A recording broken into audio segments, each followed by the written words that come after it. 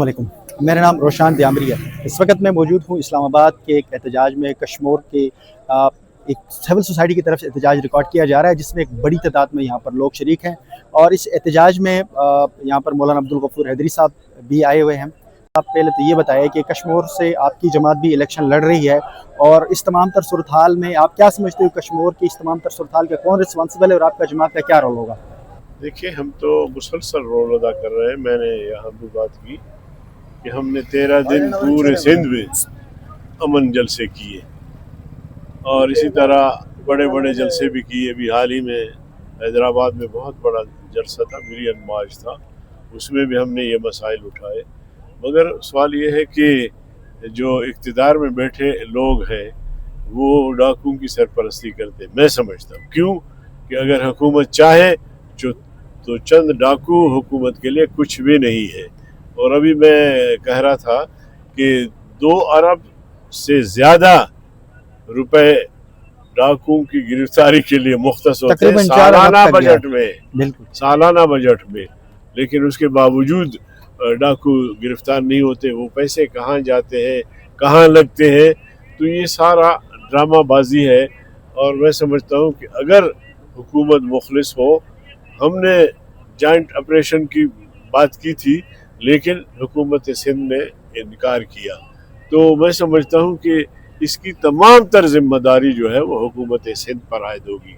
हमने जमीयत उलमा इस्लाम सिंध ने एक जिरगा बुलाया है 30 जून को, जिसमें कबायली लोग होंगे, जिसमें सरदार होंगे, जिसमें वडेरे होंगे, जिसमें तमाम सिंध की जो सियासी जमातें उनकी नुमाइंदगी भी होगी।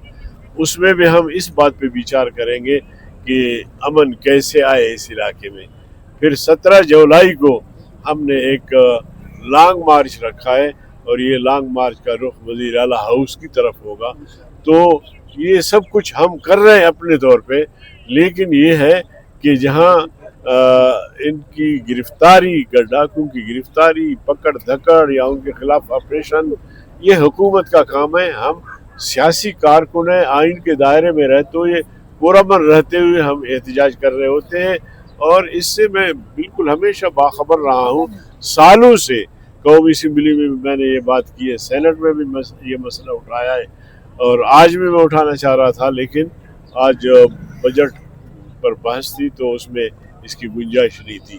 तो जमीयत उलमा इस्लाम अपने तौर पर अपनी बिसात के मुताबिक लोगों को अमन फराहम करने के लिए मुसलसल जदोजहद कर रही है। कभी हम गाफिल नहीं रहे।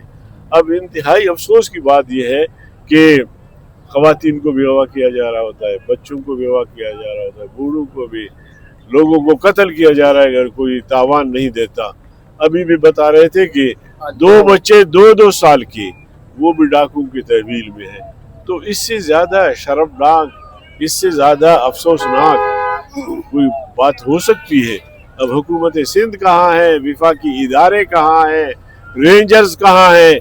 मैं तो इल्ज़ाम लगाता हूँ कि इन तमाम कार्रवाइयों में हमारे तमाम इदारे शरीक हैं। बहुत